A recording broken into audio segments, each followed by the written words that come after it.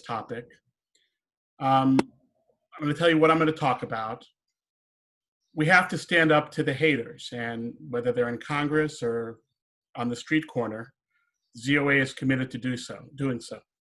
As the introduction said, ZOA is the oldest pro-Israel group in the US, going back to 1897. We were formed when Herzl called the first Zionist Congress in Switzerland, and we were the American delegation to it. I wanted to let you know that ZOA has a regular program of webinars going on. In fact, I'm doing one tonight. And you can find these and links to them at our website, ZOA.org. You can look at the old ones on YouTube. And Mike has asked me to forward the schedule of some of these to your mailing list, but I'll forward it to the appropriate people and they can distribute it if they want. We have about 3 or 4 programs a week with a wide variety of subjects. We have a Jewish book club. Tonight I'm talking, for example, on Judea and Samaria. Our big effort right now is on sovereignty, which we can cover in the questions. I'm going to tell you things that I think everyone on the call doesn't already know. I've had to sit through way too many webinars where people tell us things that are commonplace and everybody knows. And I'm going to try to avoid that, but there's a pitfall with that, which is it could be that we end up going too quickly, and that's why the question and answer period is so important. If that occurs, please ask me questions of things I skipped over too quickly. So what we're going to do is talk about Congress, and in anti-Semitism in Congress, the biggest issue is 2 congresswomen who happen to be our first 2 female Muslim members of Congress, Tlaib from Michigan and Omar from Minnesota. And both of them have said numerous things, which we're not going to necessarily go into all the detail if most people are aware that they've made these anti-Semitic comments. But I am going to focus on last summer's trip that they had planned, what they called a trip to Palestine. And we're going to go into detail about that trip and the reaction of Israel to it, and the group that was behind it, which people haven't heard enough about, called MIFTA, which is a horrible group. Then we're going to talk about the real issue of bipartisan support for Israel and kind of some solutions, how we can fight congressional anti-Semitism. So let me start with Tlaib and Omar. Again, if you haven't heard what they said historically, I have all the details here in front of me and I can do it in the question and answer. Each of them came into Congress and immediately began to say and do things that were overtly anti-Semitic. In the case of, well, both of them support BDS. Congresswoman Omar, running in a very mixed district in Minnesota, actually denied during her campaign that she did support BDS, but she did. Once she was elected, she pretended that she had never said any such thing.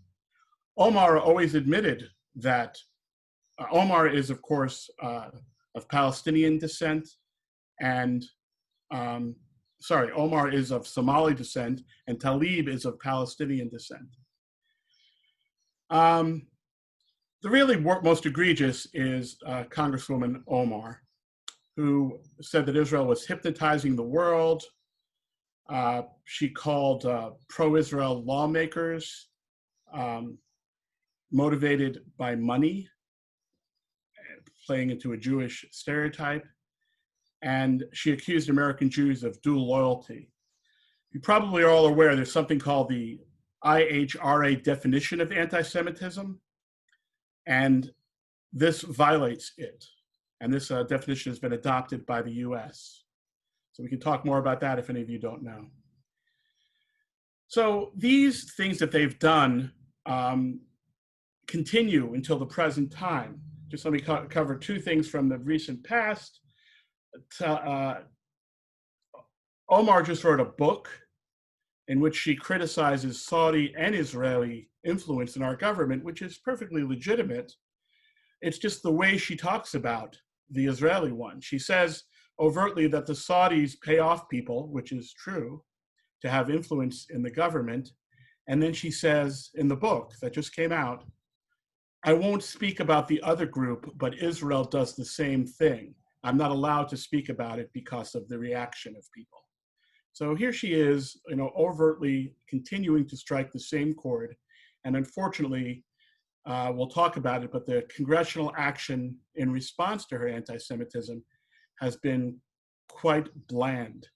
So when she said these things, there was a call to cite her for her anti-Semitism. And instead of passing a resolution that called out her anti-Semitism overtly, there was a precedent in Congress. There's a guy named Steve King, who was a Republican, is still in Congress, but he just lost his primary. And he had made what most people thought was a white supremacist comment, saying that there was nothing wrong with white supremacism. And the Republican leadership stripped him of all of his committees. He's in Congress, but wasn't allowed to serve on any committees. And they passed a unanimous resolution of the House condemning him by name. So this is what Representative Lee Zeldin of Long Island tried to have done on a bipartisan basis in the Congress. And instead, the Democratic caucus was uncomfortable with naming her as an anti-Semite and as a hater. They passed a resolution in place that was against prejudice of all types and specifically included prejudice against Arab Americans, which even Omar ended up voting for because it had been so watered down. And of course, there were Jewish members of Congress who participated in watering down this resolution. So let me talk briefly about the trip to Israel last August. So it's very normal during congressional recesses for members of Congress to go on trips, fact-finding trips, paid for by the taxpayers very often. But in this case, it was paid for by another group called MIFTA. So if you go on a trip paid for by a private organization, you have to submit your plans to the Congressional Ethics Office. And so we know all about what they were going to do.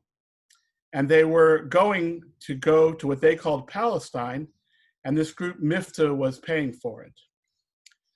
MIFTA, to make a long story short, those of you who remember, is Israel refused them entry because of they have a law preventing people who advocate for BDS from entering the country, actually. Whether they should have that law or not is debatable, and many people have their own opinions about it, but there's no doubt that these people fall under the law. So this group, MIFTA, was founded by Hanan Ashrari, if that rings a bell with anyone. She was very big in the leadership of the PLO. Interesting side note, she used to date Peter Jennings when he was a correspondent in Lebanon in the 1970s. She was much younger then. But she's the founder of the group, and she's just an atrocious person. This group, MIFTA, on their website in 2013, actually published an article stating that the conventional wisdom about blood libels was false, and that Jews do use blood in the making of matzah. And therefore, anyone who attends a Seder has to be aware of where the matzah is coming from. So they eventually withdrew that, although it took much longer than was reasonable. And in their Arabic, they apologized in their English language website for the inadvertent posting of this horrible screed, but in their Arabic language one, they never apologized. The website also defends terrorists, in particular, Wafa Idris, who is a woman who blew herself up in a supermarket in Israel. They said that she was a role model for women all over the Arab world. So this trip they were planning, we know a lot about it because they had to tell the Congressional Budget Office. They weren't going to meet with any Israeli officials, and they were going to meet with a group called Defense for Children International, which turns out to be a PFLP, Popular Front for the Liberation of Palestine organization, a terrorist front. And the entire thing, this group MIFTA, should be much more well-known as a result. Now, Israel took a lot of heat for canceling the visit. Many Jewish groups, although they acknowledged that Israel as a sovereign state has the right to admit anyone they'd like to their country, they thought it was a mistake. And one thing that people said is that these people would learn something during their trip to Israel to diminish their hostility to Israel.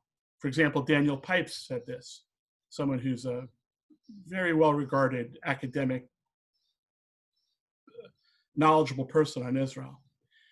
But I just wanted to make the point that there are different kinds of anti-Semites, and Jews have prided ourselves over the years on knowing our enemies. And you have to make a distinction between the person who just is not educated and the person who's an ideologically committed enemy. And there's three different kinds, really. There are the people who are, and they're personified by the three different people that you can say. There's some people who just don't know anything, and the case there is AOC, the New York Congresswoman, Cortez. She seems to be completely ignorant about everything to do with the Middle East. If she were to plan a trip to the Middle East, I might say, yeah, she might learn something. You never know. It's a matter of who would be teaching her, but she could certainly learn a lot because she's very ignorant. But when it comes to Omar, who comes from a Muslim Brotherhood background in Somalia, she's a dedicated foe of everything Israel stands for and its very existence. And Talib, brought up in a Palestinian Arab home in Detroit area, is someone who is not, this is not casual to her. She knows all the arguments on both sides. I just wanted to bring up one more thing that just happened this week with Talib. So there was a car ramming attack in just north of Jerusalem, and the Arab driver, his name is Ahmed Erekat. Erekat may be familiar to those of you. He's related to the negotiator the PLO has for the head negotiator with the Israelis. And he's also the cousin of a Columbia University professor who's very active in anti-Israel circles. And he drove his car into a checkpoint. He hurt the border guard and then jumped out of the car, and he was immediately shot by the Israeli border guards. They called this a murder of, anyone who watches the video can quickly see that he purposely rammed the border guard and pretty much got what was coming to him. But Talib endorsed and retweeted the tweets by his family saying it was outright murder. It's just yet another reminder that hardly a day goes by that we don't get an additional unreasonable action by these two congresswomen. I heard a speech by Ambassador Dermer, the Israeli ambassador to the US, in which he said, of course, people can be anti-Israel without being anti-Semitic. And he thought of a Venn diagram. There's three circles: anti-Semitism, anti-Israelism, and there's overlap. And there are small groups of people who are anti-Semitic and not anti-Israel, and anti-Israel but not anti-Semitic. But let's think about what that means. If you're anti-Semitic without being anti-Israel, you might like the idea that all the Jews are concentrated in one place where you can wipe them out easier. These are unabashed haters, and there are some like that, and that's a small enough group. And there are theoretically people who can be anti-Israel without being anti-Semitic. Now, since Israel and Zionism is the expression that the Jews ought to have a right to a homeland, the only people who can claim to be in this sliver are people who don't think that anybody should have a country. If you don't think the French should have their own country and the Italians, then you have no problem with saying that the Jews ought not to have their own country. But if you do think that the French and Italians and Germans ought to have their own country, but the Jews shouldn't, then that's anti-Semitism. And there's no way around that, in my view, obviously. So let's talk about bipartisan support for Israel. Many people thought that the trip to Israel and Israel's denying of the visas for these two congresswomen was a trigger to erode bipartisan support, and that Democrats would be upset with Israel. And let me first say that most Democrats continue to be very pro-Israel. In that same time frame that these two women were going to plan their trip to Israel, 72 congresspeople went to Israel last August, and 42 of them were Democrats, including many freshmen, and they all went with the normal trip, fact-finding and educating themselves about the Middle East, meeting with the Palestinian Authority and the Israeli government. In fact, almost every member of Congress defines themselves as pro-Israel. Now, ZOA may have some quibbles with what that support entails, but the bottom line is that Israeli actions, like denying these visas, have nothing to do with anti-Semitism, with the loss of a bipartisan consensus. But there is a problem. The bipartisan consensus is eroding, and there's a reason for it, which is the extreme left of the Democratic Party has become much less tolerant of Israel. And I don't want to say commonplace things, but we can talk more in the questions about the intersectionality movement. All of you should know what this is, and if you don't, I'll be happy to talk more about it. But it's basically the idea that all aggrieved people in the world are aggrieved for the same reason that those people who are not part of the aggrieved accumulation of minorities are conspiring to keep all those people down. And all of you who are Jews are intrinsically part of the oppressing movement in this context. And we can see a recent example of this. Tlaib said that she is Black, even though, as I said, she's of Palestinian descent. She said she's African American. And you have to understand them in their own terms. Well, how could this be? I mean, literally, you could make an argument. It's not a very flattering one to her, since she's Palestinian, and most Palestinians trace their ancestry to Egyptians who immigrated to Israel as the economy was being built up by the Zionist movement. Her roots probably are in Africa, but that's not what most people mean by African American.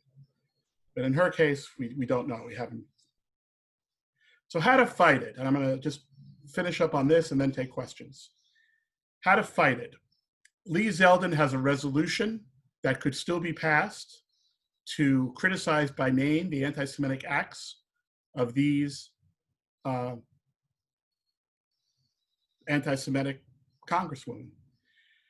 There's a law that was passed by Senator Tim Scott in both houses of Congress called the Anti-Semitic Awareness Act, and signed into law by the president, which adopts the world definition, the IHRA definition of anti-Semitism as US government policy.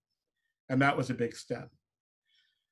But the other thing to do is to be aware of legislation that is just beyond the pale and unreasonable. My favorite piece is a resolution introduced called Protection of Palestinian Children Act, or words to that effect. It's the absurd claim that Israel treats Palestinian children in an unacceptable way. In fact, Israeli law has special provision for them, but this got 21 co-sponsors in the current Congress. So that pretty much defines the problem. Finally, there's BDS legislation. But the ultimate answer is the ballot box. You all have to vote. And if you're a Democrat, you have to vote for the less anti-Israel members. And we just saw that Eliot Engel probably lost his election. He's as much of a progressive as anyone else. The only difference between him and the person who beat him is on foreign policy, frankly. And unfortunately, Eliot Engel's pro-Israel positions may have doomed him. And if you're not a Democrat, you have other options. The Republican Party, we can talk about separately. There's, of course, right-wing anti-Semitism too, but not really in Congress right now.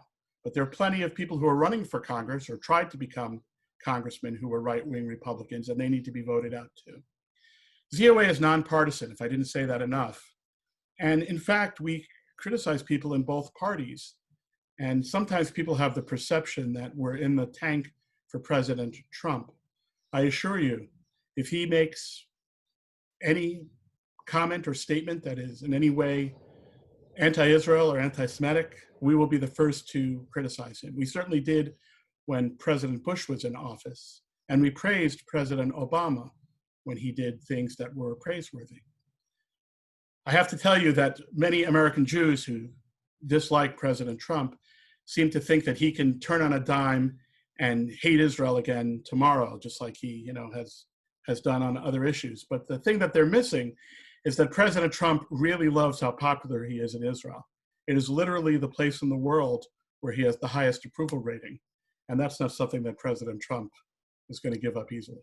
So I'll stop there and take any questions. I didn't talk too much about the sovereignty fight. It's a whole nother discussion, but I'll be happy to take questions on ZOA's position on that if that's the way you want to go. Thank you all, and I'll stand by for questions. Dan, I'd like to go first. Sure. David, I'm the one you can't see, sorry. Still can't figure out the video.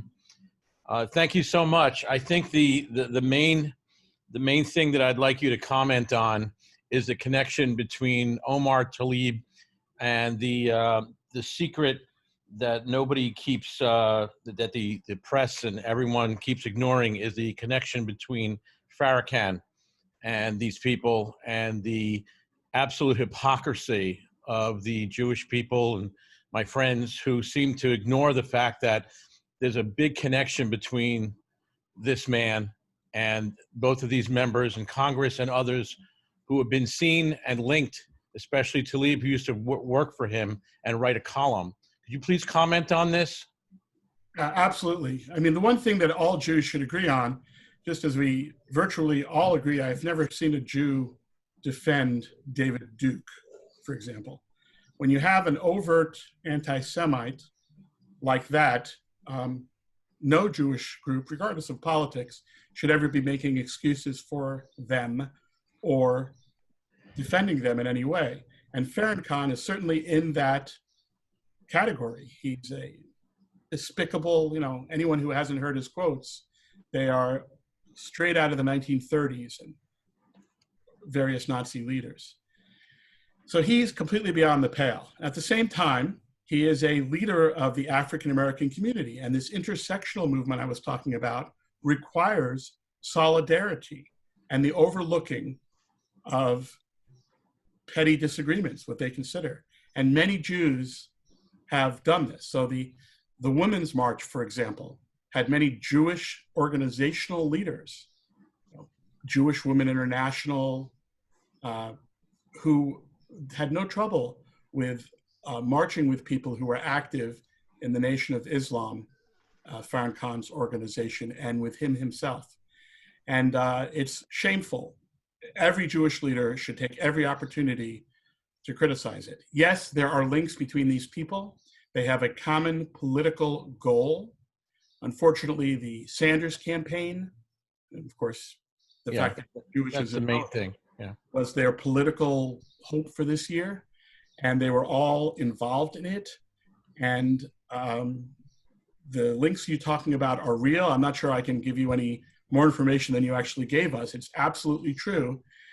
In the case of, you have to understand again who these people are. In the case of Omar, it's all about the Green movement, the Islamism. And she is part and parcel of the Muslim Brotherhood movement. And they seek common cause with, and it's a natural for the African-American segment of Islamic thought, and Farrakhan is very well regarded with those people. She would never condemn him. And similarly, Tlaib, being a Palestinian American, these are what they consider their natural allies. And he defends them as well.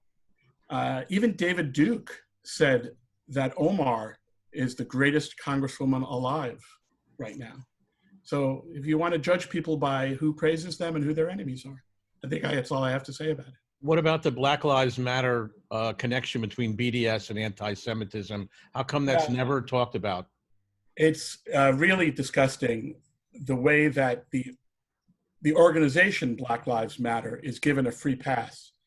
There's a guy I am friends with on Twitter, Hen Mazig. Anybody know him? He's an Israeli gay person who's very pro-Israel.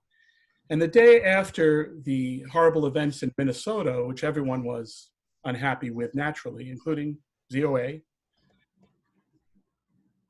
he put out a defense of Black Lives Matter because their purpose was more important than any of the details of their anti-Semitism. And I find that unacceptable, and we went at it pretty heavily about that. The bottom line is, when a group does something hateful, and Black Lives Matter as a group had on its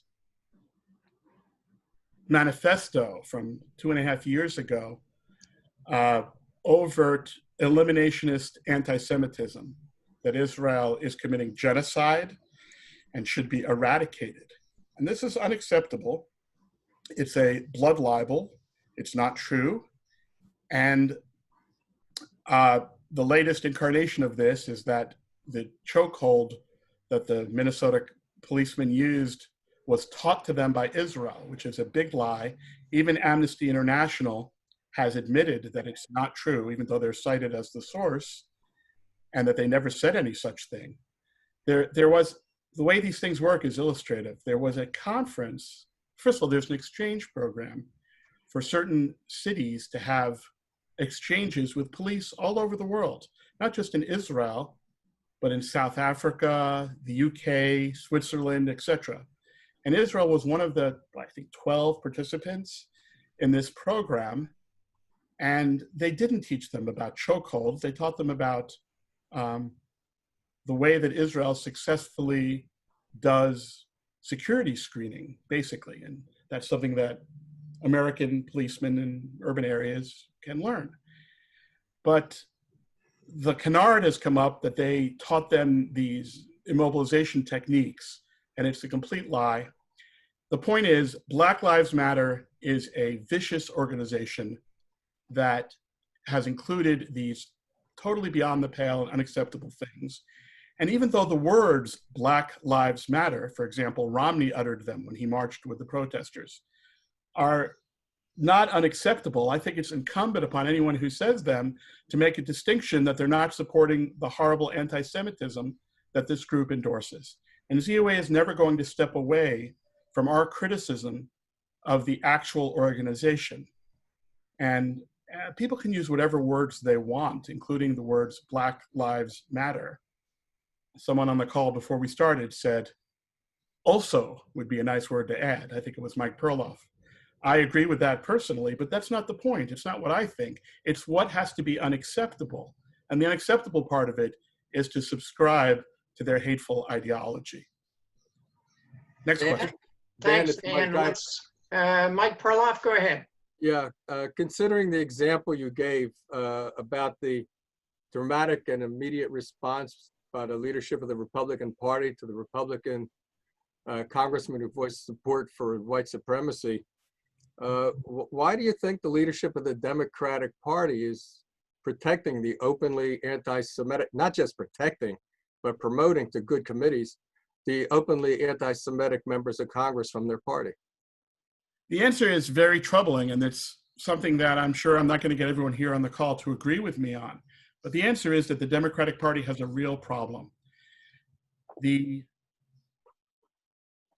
It's not just these two women. If it were just these two women, we could get rid of them and then the problem would go away. But there's an actual constituency for this in the left wing of the Democratic Party, and it's not trivial. there are a significant number of Democrats who would like to see the party's platform and the party reflect these ideas. And so if you're the leadership of the Democratic Party and you're getting ready to discipline someone, you have to think about what the reaction is of all the Democrats who support them. And the answer to your question, Mike, is that it's divisive. It would not be in the political interests of Leader Pelosi to do this because she would be weakened, maybe to the point of losing her power by alienating a significant constituency in the Democratic Party. So whereas the Republicans, that's true for the Republican Party too, there were plenty of racists who were unhappy with the sanctioning of this racist comments by Congressman Steve King. But they paid that price really without a thought because it isn't the same type of constituency. It really is a fringe who isn't present as a political force in the Republican Party. But it is a political force in the Democratic Party.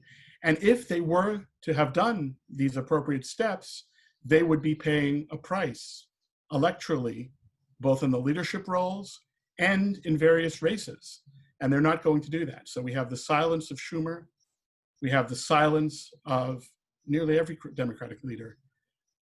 And the one or two that have spoken up have been castigated for it. In fact, that's one of the reasons Eliot Engel probably lost. Anyone else? Larry? I have a question.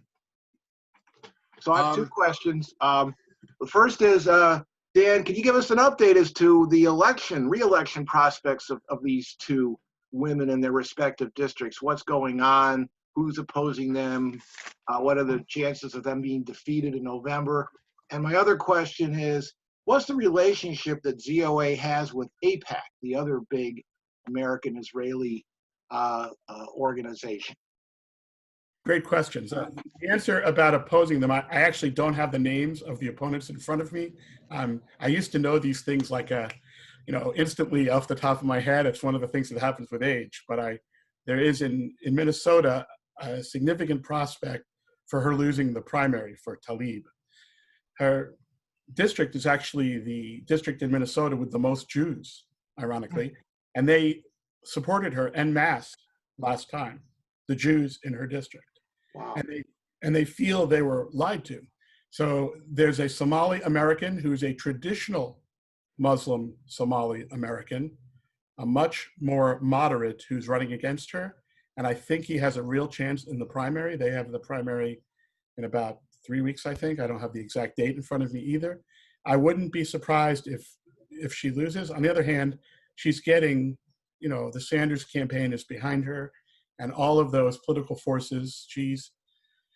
It's an interesting thing. It used to be, so-called Jewish money was an insurmountable thing when in a congressional race if they focused on you, and that is no longer the case. Progressive money is, of course, behind keeping her there. But the other thing that she's done, besides her anti-Semitism, she hasn't done anything for her very poor constituents. And that's really the classic way you lose an election, by not being good at the local issues. And I think that's her vulnerability. In Tlaib, I'm a lot less optimistic. Again, I don't remember the name of her opponent, but I think she's a shoo-in, actually. But I hope I'm wrong. But it looks pretty doubtful that she could lose right now. There are African Americans in the district, and if someone could come up with a way to show that this type of thing is not productive for their particular needs,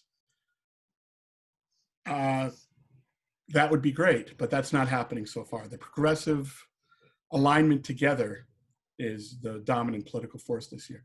Second question about AIPAC, it's probably a whole nother program too. I'll try to do it justice in a very quick way. I used to be a member of AIPAC. I have a lot of respect for what they do in Washington.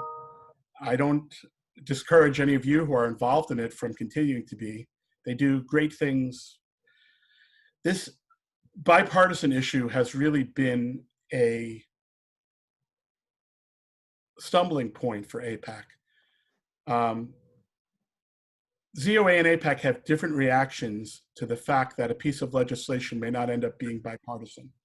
The classic case is the Taylor Force Act, those of you who know, to try to withdraw money from the Palestinian Authority as long as they compensate terrorists and their families who kill Israelis and Jews, which they do still. So we passed the Taylor Force Act. It could have been a lot stronger than it is. It could have cut off all aid to the Palestinian Authority as a real lever to get them to change the policy.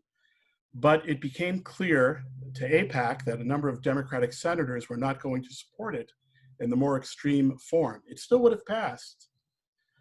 But AIPAC, in their wisdom, decided that it should be watered down in order to get more Democrats to vote for it, in particular Cory Booker. And it was watered down significantly.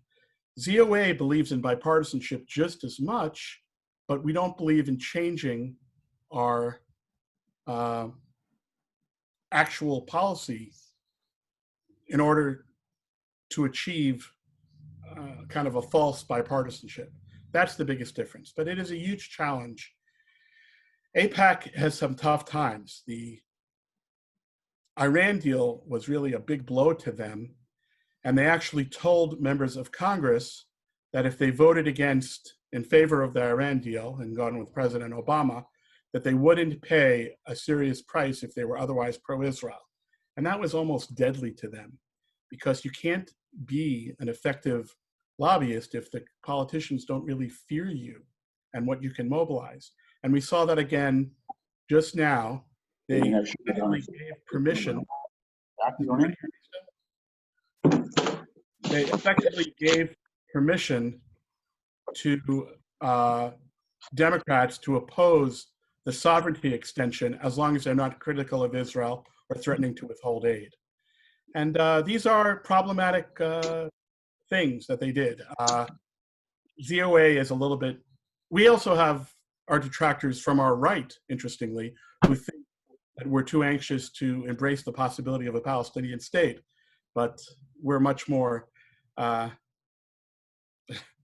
robust, I think is the right word. I hope that answers the question there. Thanks, Dan. Anyone else? If you There was something on chat. Somebody was upset that their question was muted. If I somebody, have a question. Ed. I'm going to get back to that person. Let's give someone else a chance if there are more questions. Alan Finkelstein? Ed. Steen. How's that? Better? Stein? Steen? I'm going to unmute you, hopefully. Go ahead, Alan. Stein. Finkelstein. good to see you, Alan. Yeah, I remember the days when we were teammates for South Jersey Men's Club. Can you were the all-star. confirm that I was not an all-star? We had all-stars. I was not one of them. Yeah. About a year ago, there was a non-binding resolution in Congress to condemn the BDS movement, and 17 congressmen voted against the resolution. 16 of them were Democrats. One of them was a woman whose name has been popping up, Betty McCollum from Minnesota. You haven't mentioned her, but what I understand, she's just as bad as the other two. Can you comment on that? She's the author of that Violence Against Palestinian Children Act that I was telling you about. I didn't really want to give her the press. I really dislike her. She used to be kind of a regular lefty, just, dabbling in this kind of stuff. But since she authored this bill, a lot of pro-Israel people have taken it very personally and have called her names, and she has responded in kind with some really uncongressional, undiplomatic language. Now, I want to make a distinction. As far as I know, she hasn't descended into actual anti-Semitic statements. So I want to make a distinction. She's a political enemy of Israel and everything I do in Washington. She's in many ways, my least effective congresswoman, because she is a regular progressive that gets other progressives to coalesce around her. But I'm not aware that she has personally expressed anti-Semitic thoughts. And I think we have to make that distinction. There are plenty of people who advocated legislation that we don't like, But if they, and it may very well be motivated by something much worse, but we really have to call out the overt anti-Semitic statements of these two congresswomen. Even AOC, again, I would put in the same category as McCollum. I disagree with her. I'd like to educate her on these issues, but I don't know of any, Jew-hating statements she's made, and that's the case with McCollum too. But she's not. AOC also voted against the resolution. Yes, well, voting against the BDS resolution is itself an indicator of something. Now, some of the people who voted against it were encouraged to do so by the ACLU. There's a bogus First Amendment claim. Again, there could be a whole program on this issue, on BDS. The resolution explicitly stated that it was in the spirit of freedom of speech and that nothing in it could be construed as going against anything in the First Amendment, and yet people use that as their defense. So that's the argument from the left, that these people are only, there are many Jewish groups. The ADL is essentially, takes the position that legislation at the federal level against BDS would be a violation of freedom of speech. So we disagree with that, but what can you say? It's an absurd, to me, it's absurd. Thanks, Dan. Dan, Len Berman? yeah, I have a question. Is there a list of congressional, what you call enemies of Israel? Because I'd like to know who is there and what they're doing. And also, the one who's running against Omar is Anton Melton Mayer. Thank you. And the reason I know that is because Paula spoke about him, and I sent him a donation. And I would like to know who else is running against the others so I might be able to support them and get these people out of Congress. Is there such a list? There are. I would refer you to the Republican Jewish Coalition and a Democratic group called anybody know the name of the Democratic group that runs ads, for example, supporting Engel? The Democratic Jewish, I'm trying to remember it. There's a woman who used to work for Senator Coons, who's in charge of it. I can't think of it right now, but there is a Democratic Jewish group. Unfortunately, they have not endorsed, even though they endorsed Engel, they haven't endorsed Omar's competitor yet, if they're going to. But the Republican Jewish Coalition is a place I want to refer you to. Thank you very much. We at ZOA don't make lists like this. It's part of our nonpartisan function. We're focused on the issues, not the people. So I can't give you an enemies list. One place to start is that McCollum bill, HR 2407. Take a look at the 21 co-sponsors. To be a co-sponsor of this bill is a pretty strong statement, first of all, that you don't believe in logic or facts, because they cite all kinds of ridiculous things to claim that Israel routinely tortures Palestinian children, which is an absurd claim. But if you're a co-sponsor of that bill, you're pretty much the worst of the worst. Yes. Thanks, Dan. Hey, Len Berman, I wonder if you could take a minute. You use the raise hand function, which gives me the little hand at the top of your screen. Could you let the other members know how you got to that so that they can use that? Sure. Down at the bottom of your screen. No, I just lost everything. Participants? Yeah, participants. Participants. Yep. Just hit that, and there's a little thing. What the hell is going on here? Okay. Hit participants, and then, no, where to go? Participants. Oh, okay, wait a minute. Yeah, all the way to the left, you click raise hand. Yeah. You can also do it in reactions. That wouldn't work for me because I never do things all the way to the left.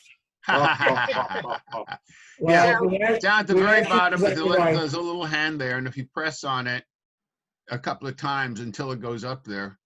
For Yeah, some reason, it's it'll not put a going up. little raised hand at the top left of your screen, and Yeah. that lets me know without you keeping your hand up and me seeing it on the screen like I'm doing now. Mhm. That lets me know that you want to speak. So that's great if you can remember that and use that. But anyway, I'm going to go to another speaker. Anybody can wave at me or raise their hand, or do we have any more? I I'm want to gonna, answer the question in chat if it's okay. yeah, go ahead. Go ahead and question answer was that asked one. And then about- I think Dave Wynn after that. I think it was Dave Wynn who was waving at me. Okay, go ahead. You had 3 or 4 people, by the way. All Okay, right. you want to go to Dave Wynn first? I see some hands now, but go ahead, Dan. Well, the answer on chat is just very quickly, why is UNICEF and the UN still acceptable despite overtly anti-Semitic overtones and support? Hey, the UN is like a tough nut to crack. We could have a whole program on that too. UNICEF, anybody who gives any money to UNICEF or Doctors Without Borders, you need to educate yourself about the groups that you're giving to. Amnesty International, these are groups that have an overt priority of being anti-Israel. There are so many groups that I used to contribute to that when I did the research about who is anti-Semitic, I don't. The UN, I'm not even gonna get started on. It's a complete cesspool in every way. Israel has made strides there, but I think it's a fundamentally losing proposition. The reality is that countries in the Gulf, for example, Arab countries, are changing and moving towards a pragmatic de facto working relationship in Israel. But international organizations like the UN do not reflect that fact. And when you have these ritualistic votes, they're truly, everyone was upset with Australia, who voted against each of the anti-Israel resolutions in the Human Rights Commission, just because Australians don't seem to be able to play these games. You know, these absurd diplomatic doublespeak games, and good for them. But they're one of the few countries, most of the European countries abstain or go along with it. And most of the countries in the world, even that have good relations with Israel, aren't willing to stand up in a UN forum and say the way they really feel. Next question. Dave Wynn, go ahead. You've got to unmute yourself first. There you go. First of all, Dan, thank you very much for remembering my puns. But I also want to say that I had 2 questions for you, and you've already answered them. I want to know about Omar's competitor that Paula Jaffe said hopefully can win. And I also want to know about Black Lives Matter, because there was an event overseas where Black Lives Matter turned out to be anti-Semitic. And I've heard that they are very anti-Semitic in terms of their activities on college campuses. Could you talk about that a little bit? College campuses, again, we have a whole, again, when you go to the ZOA website, we just had a program by our campus division of college campuses, and I encourage people, you can see it on YouTube. ZOA National, I think, is the YouTube handle. But again, I'll forward the link of that to the leadership, and you guys can have that. It's a whole huge topic. It's a very tough place for your grandchildren if they're in college right now. Pro-Jewish students are encouraged to leave their pro-Israel activism behind. There are real costs to those of us who went through college as Jewish student activists. You can't just do that casually now. You're totally discriminated against. If you want to be an undergraduate student government and you have a record of even a trip to Israel with birthright, you're castigated. It's really a tough place. And of course, the reason for that is the professors and the administrators, who are in many cases people our age, if I can say our collectively, who are overgrown veterans of the hippie times, and they're the ones running these campuses, and they're pretty. Let me just put it this way: if at the University of the Florida School, is it Florida State University? They just fired the head of the undergraduate student government because he said something like "all lives matter," and that was not acceptable. I don't remember exactly what he said, but he wasn't supportive of the Black Lives Matter movement. Fine. We replaced him with someone who was overtly anti-Semitic and had a series of not anti-Israel posts against Jews. And they had an election and they decided not to remove him, a vote of no confidence. And this is overt, if you just switch the words from Jew to Black or Hispanic, it would be an instant removal. And that is across the board. And we all know that there is First Amendment freedom of speech, but the university hierarchy would be to a man castigating the individual and saying it's unacceptable speech. So even if you don't expel the student for their anti-Semitic utterances, there should be condemnation by every responsible official. And that isn't the case.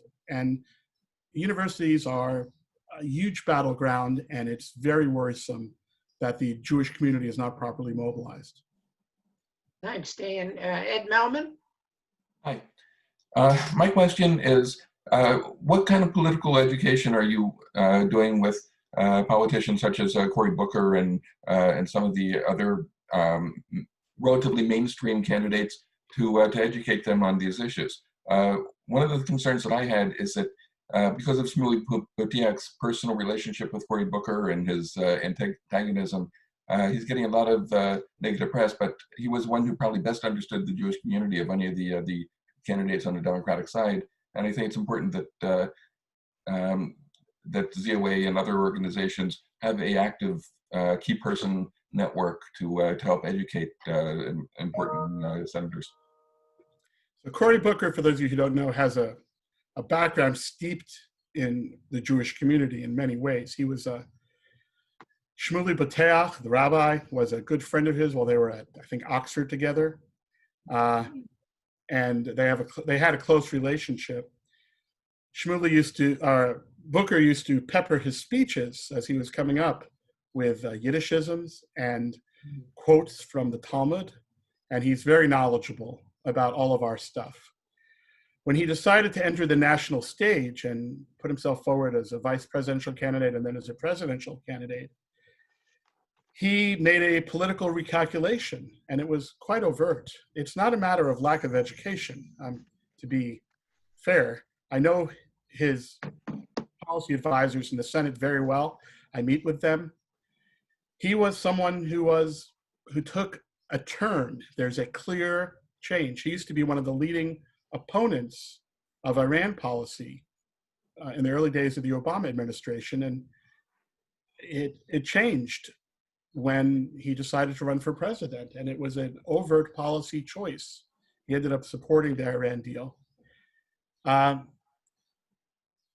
Education isn't exactly the right word. We do advocacy with him. In his case, he's a pretty smart guy, and he knows exactly what he's doing. I have a lot of respect for his foreign policy team. I work with them, but it's been a long time since I've gotten a satisfactory interaction with them. This is a common story. Senator Menendez, who's been wonderful, the other New Jersey senator, back in the day, since he was indicted, probably because of his leadership on the Iran issue, the offenses he was indicted for, you could probably indict literally 50 members out of the 100 in the Senate for accepting airplane flights on private air transport with someone who you have business or advocate for. And it's almost certain, he was acquitted, of course, because they couldn't prove a connection as a bribe. But he was probably indicted because he went against the conventional Democratic positions. And he's been much more wary of doing that since his indictment. So education is one word. We do try to do that. But we have our work cut out for us, given the political realities on the Democratic side. Gary Sternberg? I didn't mean to wake you, Gary. Unmute. Go ahead, you're unmuted. Nothing special. Do you ever get involved in the presidential politics? We're talking here about Congress. I mean, you know, I am in fact very troubled by a lot of the things Democrats have done, but I'm also very, very, very troubled about a lot of things Trump has done, especially his some of the people in charge who were good people. They weren't. I mean, what about that? We don't, in a word, it's not our job to, but I do think that when it comes to Israel, we look at both presidential candidates' positions, and in fairness, both of them claim to be very pro-Israel.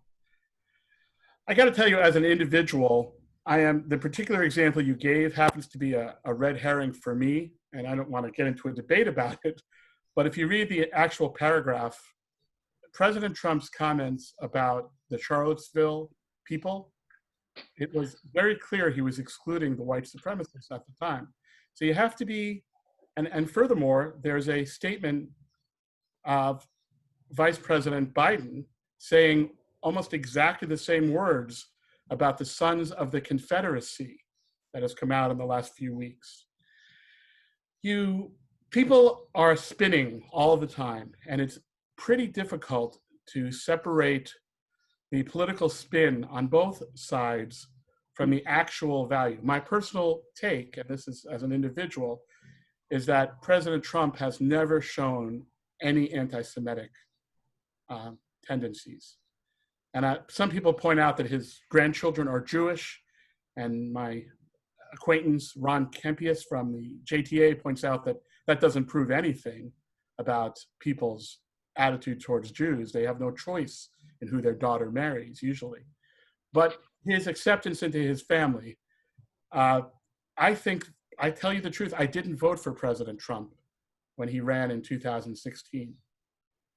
But I am so aggrieved by the demonization and non-fair-mindedness of the way that some of these quotes are recycled that I reflexively find myself defending him. Now, it's true, one of the reasons I didn't vote for him is I wasn't sure he would be as pro-Israel as he said he would be. One question we can answer is that he has been that. But ZOA's purpose is not to tell you who to vote for. And my purpose, I think I completely understand anyone who is not wanting to vote for President Trump because of many of the things he has said. He has said some outrageous things. And when he says them involving Israel, ZOA will be criticizing him. I just want to reiterate that. So I hope that answers your question. The other thing too, one of the things that either Omar or Talib said, I don't remember which one. And by the way, I think they're despicable people, both of them. But one of them said that, you know, Jews only care about Israel. And the reality is, I do very much care about Israel, but I do care about other things. And I mean, you can look at Trump, and obviously he's been very pro-Israel, although one questions either whether his pro-Israel stuff is really as good as it is, because I don't want to get into it. But I mean, he could. I mean, I don't think Trump is anti-Semitic, but you know, not only the Charlottesville thing, but the way he's attacked Soros, the way he talks about bankers. I mean, he's like, I think he's, you know, sometimes he seems to be playing a game where with the alt-right, where he doesn't want to alienate them, so he says things to make them happy. I don't think Trump is anti-Semitic. I really don't think he's anti-Semitic. And in some ways, it makes what he's doing even more disgusting, but he should know better. Let me just say a word about Soros, because I'm more comfortable talking about him than I am about President Trump, to tell you the truth. Of course, it's possible to criticize Soros in a way that is anti-Semitic, but I'll tell you, I criticize Soros all the time. Soros is a man who's devoted his life against the interests of the Jewish people and Israel. And I don't think it's appropriate for it to be a litmus test that anyone who criticizes Soros is an anti-Semite. There's a way to criticize him to say Jewish billionaires like Soros, that can be anti-Semitic. But I criticize Soros, ZOA criticizes Soros all the time. He is in fact a contributor, and he should be, he is the money behind J Street that started it. He is, you know, many, many nefarious causes he has purposely been involved in. And I'm going to continue to criticize Soros, and I don't accept the idea that anyone who criticizes Soros is an anti-Semite. Oh, I don't disagree with you on that. I mean, I'm not going to get into whether he's a good guy or a bad guy, but a lot of the Soros terminology is he's like leading this Jewish movement. He's like All right. controlling. You know what I'm talking All about? right. You see the people who use the traditional elders of Zion type of thing, and I'm not defending. Soros is the one. You know, that's the problem. Just before the next questions, it said, is there anyone at ZOA you would recommend we support and get behind? You know, making reference to Australia and in the comments. I would just say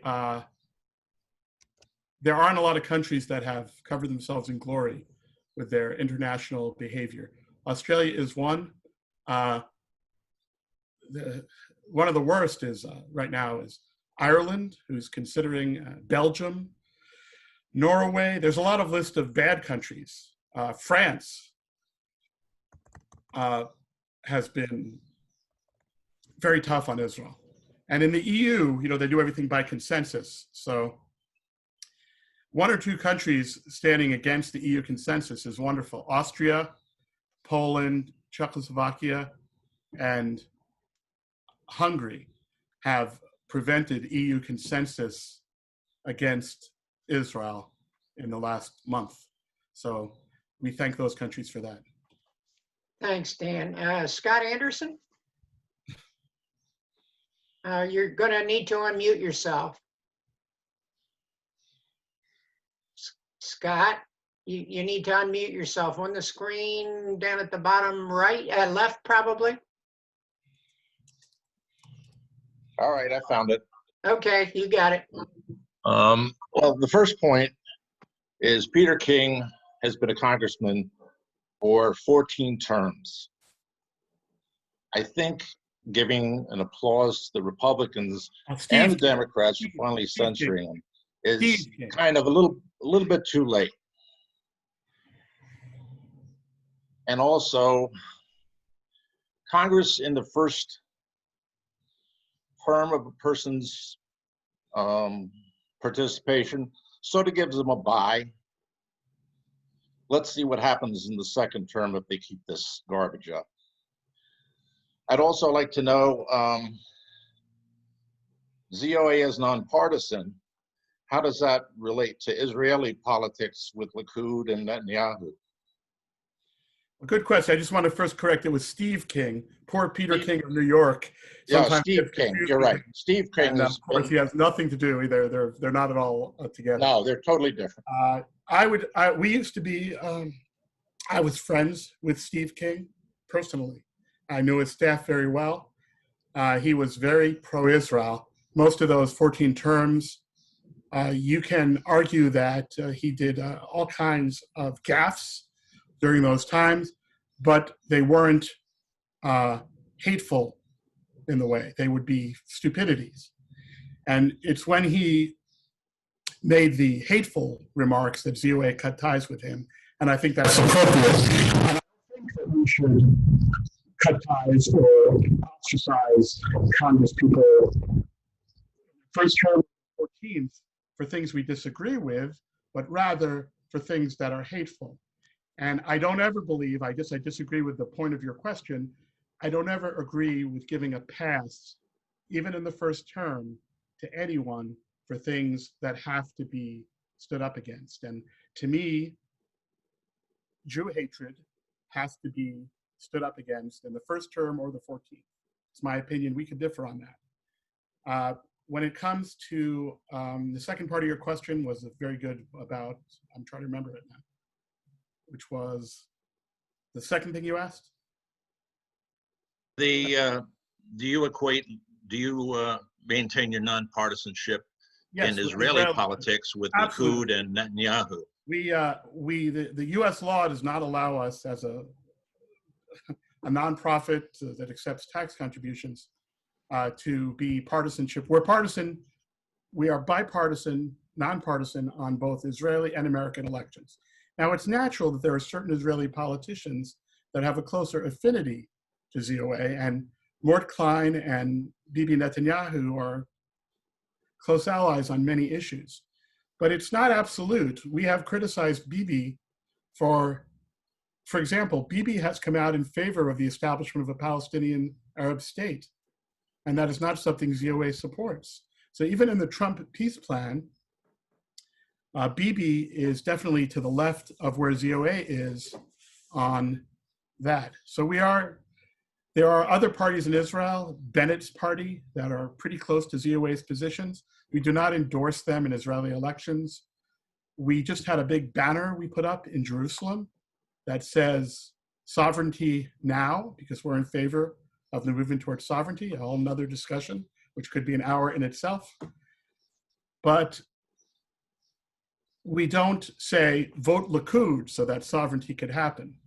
So we are not, ZOA does, we're not gonna, many ZOA positions are different than many American Jews' positions. Roughly just over 78%, I think, of American Jews voted for Hillary. And I think the numbers will probably be similar this time. We're one of the highest Democratic constituencies, Jewish people, in the country. And everyone knows that. And ZOA does not share those priorities. We are not happy. We were not happy with Obama. And but that doesn't mean, again, the way that we approach it is on both Israeli and American politics, we deal with the actual policies, and we'll tell you what ZOA thinks. And in Israel, it's even more complicated because we believe, like most Zionists, that the Knesset ought to decide things for Israel. Israel's a sovereign country. They don't need the diaspora Jews to be telling them how to run their country. But we have opinions, and we are not shy about making them known. Hope that answers the question. Thanks, Dan. Don Weisenstein, you need to unmute yourself. Can you hear me now? Yep.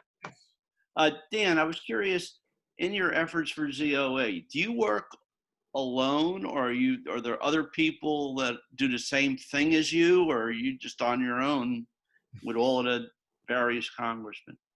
So I have a deputy who's also a lobbyist. We try to make common cause with other pro-Israel groups on various issues, but most of my meetings would be me and possibly my deputy and the staff people for a particular congressman. So yeah, we pretty much work alone.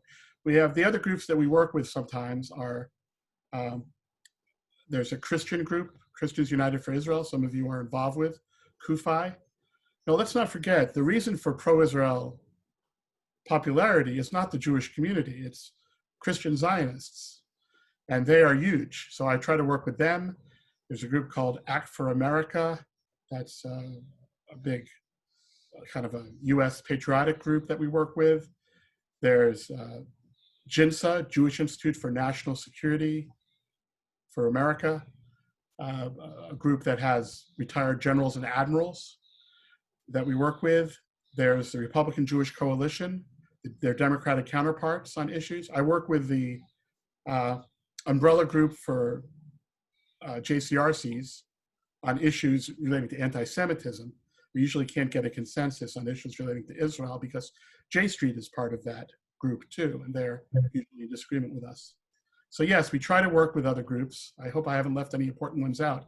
There's a small Christian group that I'm very close with, Dick Hellman, if any of you know him, who lobbies like I do, and he's kind of, frankly, to my right.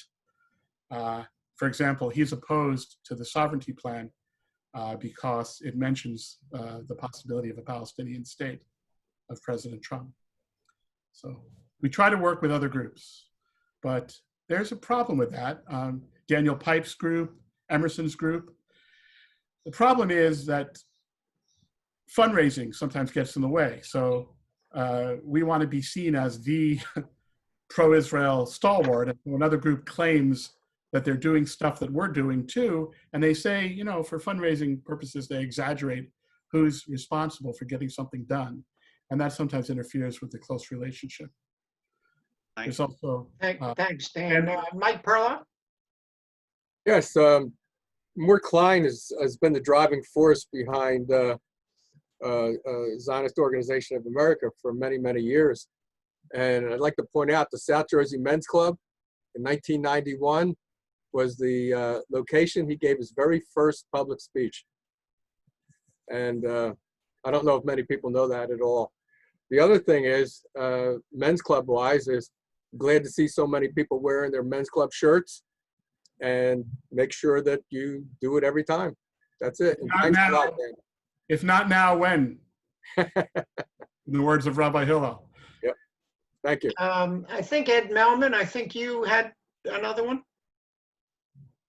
Ed? Yes, I put a question in the chat section.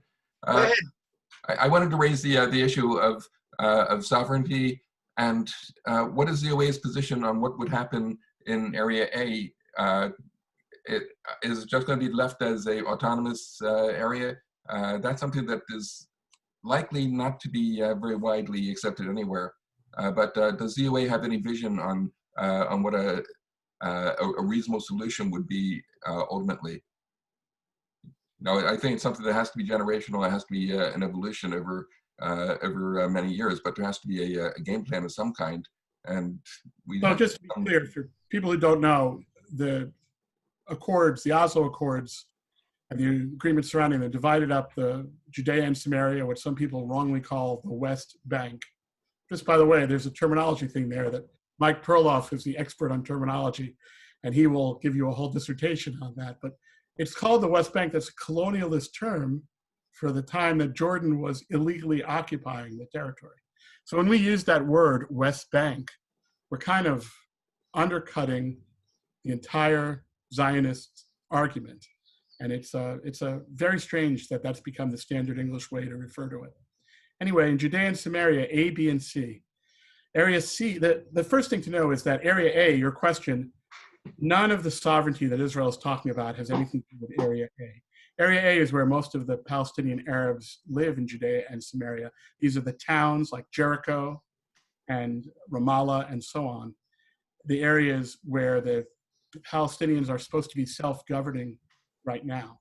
Unfortunately, Abbas, their leader, is in the 15th year of his 4-year term, and they haven't had an election in 12 years. So it's a problem for their democracy and their readiness for a state. If you remember the way that Israel evolved, is they basically, the Yishuv set up the Jewish Agency, which was a de facto government to demonstrate they had the ability to run a country, and then the world gave them legitimacy. It's worked just the opposite with the Palestinian Arabs, unfortunately.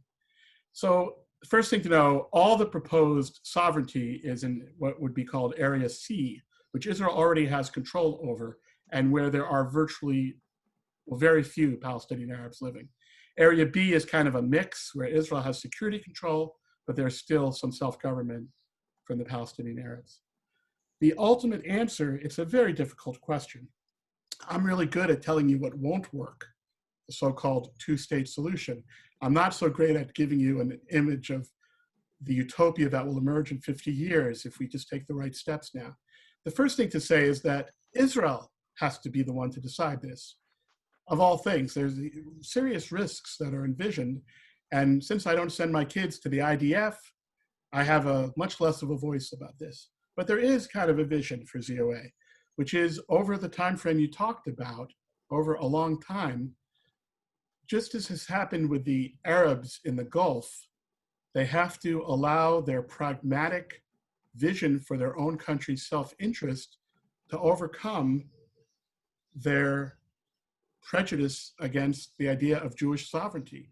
And you have to understand, if you study Islam, I don't know how many people are knowledgeable about Islam, it's a pretty controversial statement, but unfortunately, much of the hostility towards Israel is rooted in Islam and in the doctrine they have that once an area is conquered by the Muslim faith, it can never permanently revert to a status of not being under the one true faith.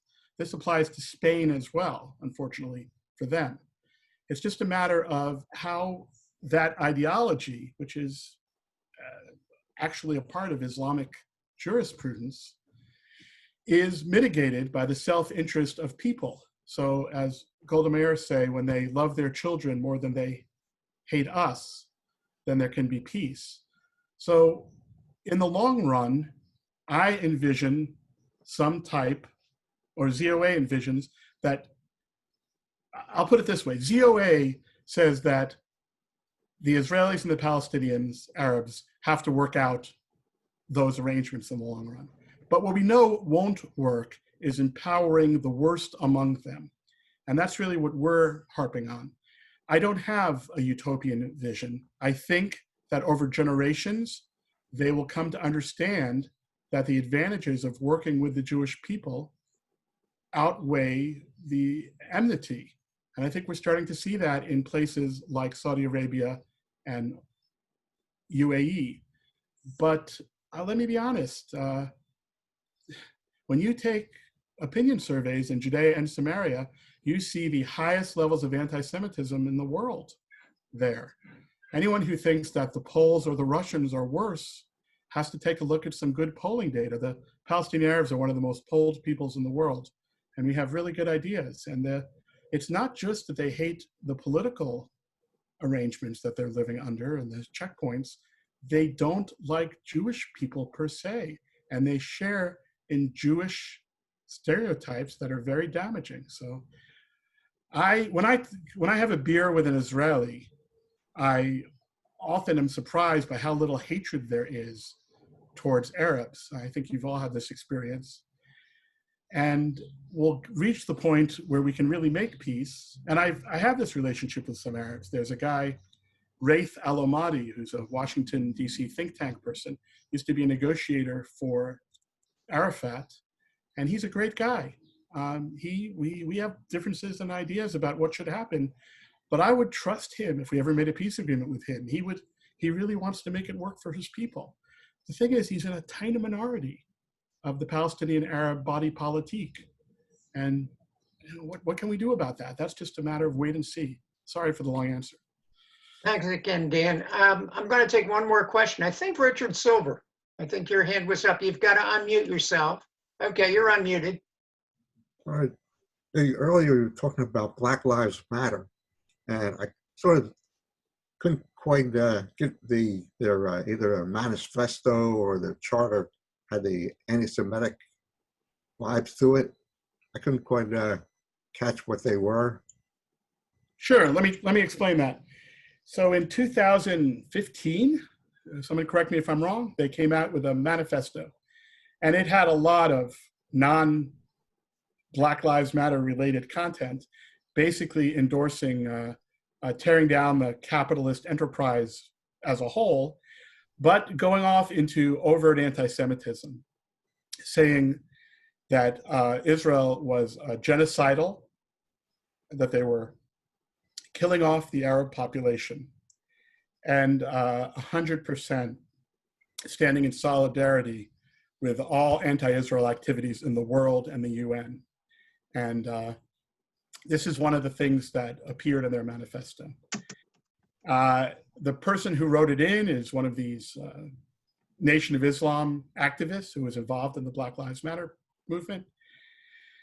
And now there's an effort to say that it isn't reflective of the movement. But I don't know how you can say that. If you publish a manifesto, it's a little bit like Hamas and their charter. Once you put it in writing and say, this is our manifesto, simply saying it's null and void isn't much of a point in your favor. You have to really take efforts to prove that that is no longer the position of the movement. So I hope that answers the question. Very specific language, you can find it.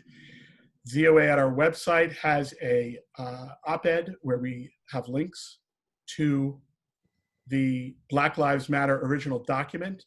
It turns out it's been taken down recently, but nothing can be taken down from the internet. There's a Wayback Machine and we can see what was up. So the fact that it was taken down, I view as a good sign, but that's a long way from really disavowing it. I hope that answers it.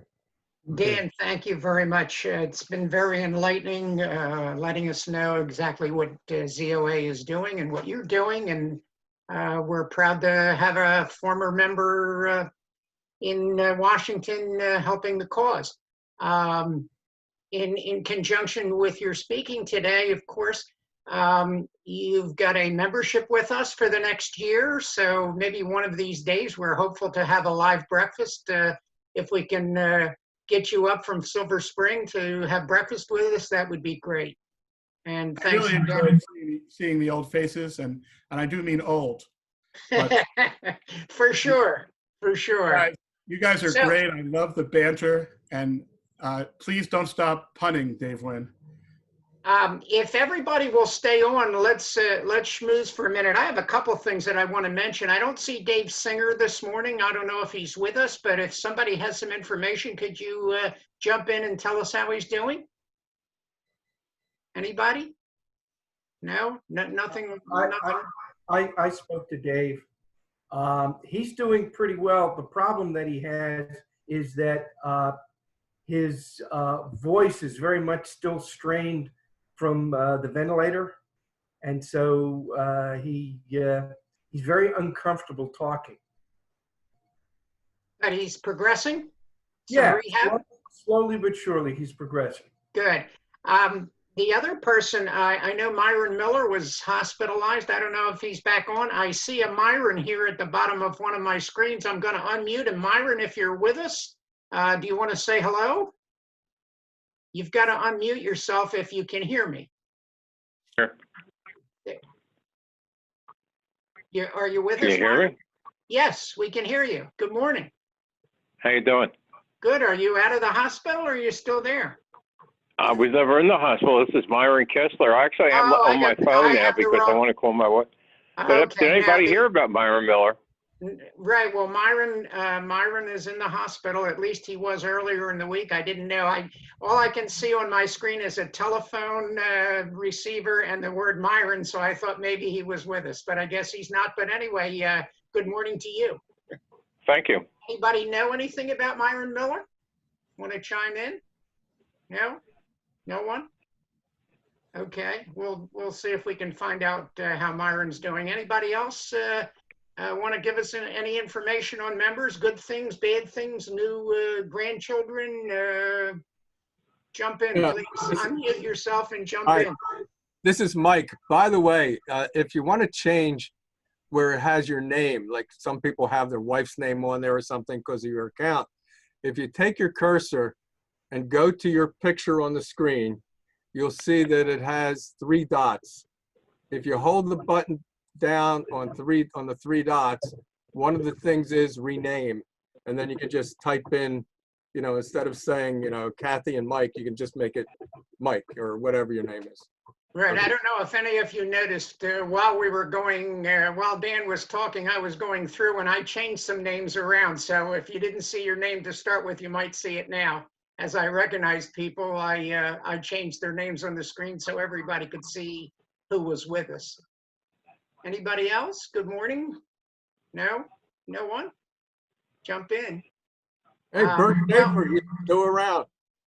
I haven't heard. I was at a meeting yesterday on Zoom with Doran Harwitz of the JCC, who is the security consultant that the JCC has hired, and who is working on security, both COVID-19 and normal security. And there's really nothing new. I mean, I asked him specifically about our group, and as we get back into the JCC and our meetings in the activity room as to security, and he's ready for us and would come and meet with us and have a walkthrough of what the security should be and so forth. But obviously, it's a little premature.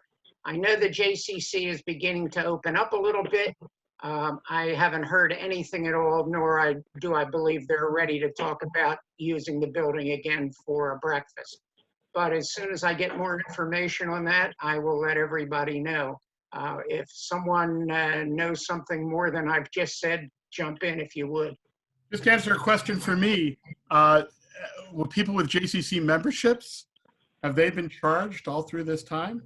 Well, I think they've handled it in a number of different ways. I think they made a U-turn early on. I'm not totally positive. I know they asked people, you know, you've got the people who have the gym memberships, obviously, and who have other types of membership. I mean, an example would be I have a senior membership, and it's very nominal. So, you know, obviously I didn't do anything about it and I'll rejoin. Those people who have gym memberships, I believe, and stop me if I'm wrong, could suspend them. And I guess they will be added on at the end, or they could keep paying them if they so desired and look at it as a contribution. If someone wants to add to that, please jump in. Yeah, that's correct. Yep. You could suspend and then resume. We too have a senior membership, and we haven't suspended it and looking at it that way as a contribution to the JCC. And as far as reopening, Dan, they're having stuff outside. They have not opened any part of the building, inside the building yet, nor have they said when that's going to happen. They're sort of having rolling outside openings, classes out on the tennis courts, parking lot. The outdoor pool is going to open on 4th of July with very, very heavy restrictions, though. Getting a tour of the West Wing of the White House might be easier than getting a lap lane at the JCC outdoor swimming pool. You can also basically opt for half membership because they're still doing things on Zoom and on the internet, like your gym membership. They're still doing Zoom sessions. So one of the options is you can also go half membership for whatever period of time you choose. Don, is there any update on fantasy football?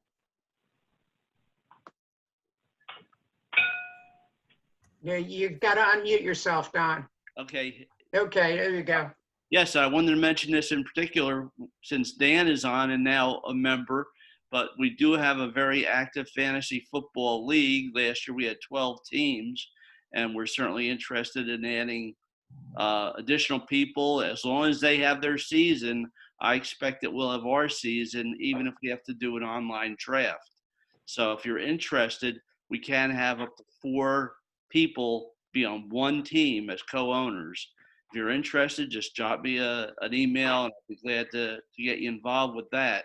The other thing I wanted to mention was to Dave regarding a guest speaker. I don't know if you saw the email, but Jack Jacobs did accept our invitation to speak to our group.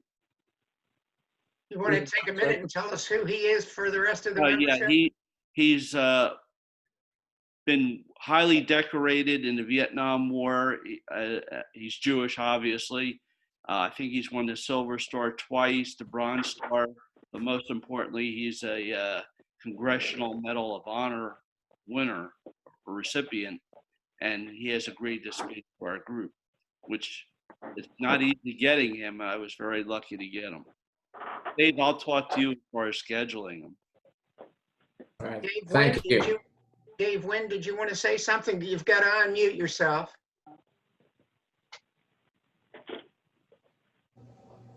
There you go.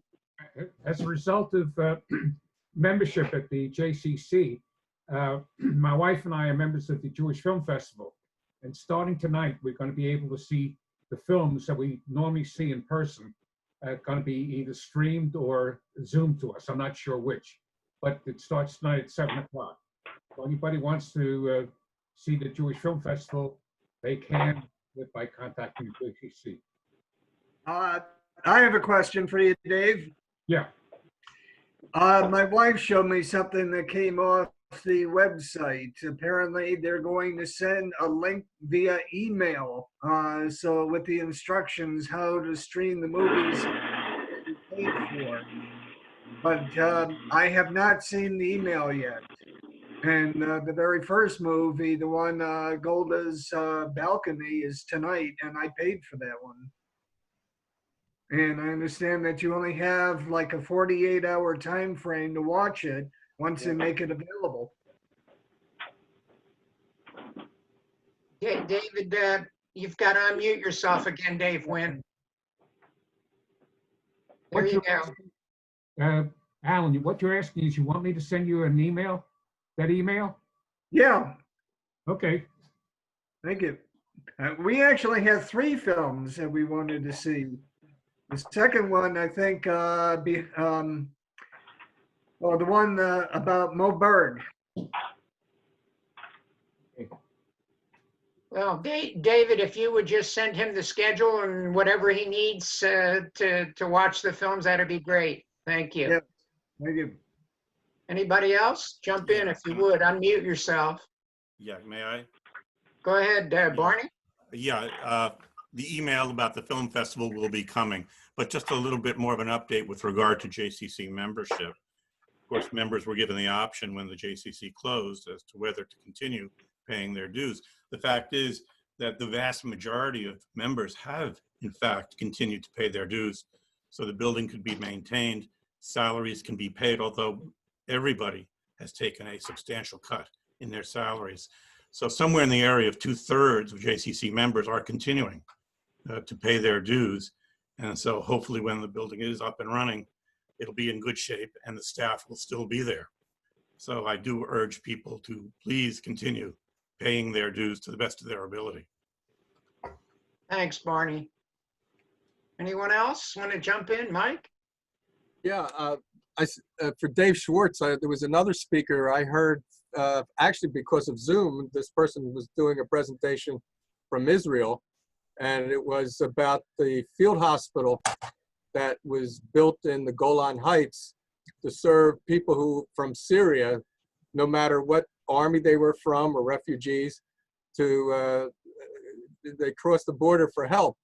And I think we might be able to get him as a speaker. And of course, the thing that was interesting to me was, he said that when almost everyone who first crossed the border, they thought as soon as they saw an Israeli soldier, they'd be killed immediately, because they're brought up to believe that Jews are just beasts that will kill any Arab. So if there's an interest in that, I'll try to contact the guy. I did get his contact information. All right, thank you. Anybody else? I think we had about 45 members participating this morning, so that's a nice turnout. And of course, we're all hopeful that one of these months we get back and have some lox and bagels, but I think patience is the operative word at this point. Anyway. You're getting to be an old hand at this. You can get a job on TV. Yeah, definitely. I'm going to go right to a podcast and have a following. I want to thank everyone and who came. Hi to Barney. Good to see you again. And my poker friends especially. I see Bob Zamirich. Yeah. Good to see you, Dan. Yeah, Bob was our special guest today. So he was on with us. And again, Dan, thank you very much for taking the time. And anytime you're up in this area, you're around a meeting date, give us a holler. You know a lot of people, so I'm sure you can let us know if you ever get up into this area. Dan, do you still have this? What is? I can't see it. I'm watching. South Jersey Men's Club softball shirt. Looks like an old softball shirt. I don't know if I remember those. Actually, I have three. I have several old softball shirts from South Jersey Men's Club. We had several iterations of uniforms. I cannot find the hat with the giant letters SJMC. I lost that one, but Mike showed me a picture of running the bases with it on. I remember going around the bases. Running is a relative term. The other team gave you a free pass to just walk? You know how the Major League Baseball is going to do an extra inning, starting the guy on second? Yes, I heard. Yeah, that was what I needed in order to score. Oh, that was the Dan Pollack rule. All right. Gentlemen, Dan. Enjoy the rest of your day, everyone. All right, you too. Thank you. Thank you. Bye-bye.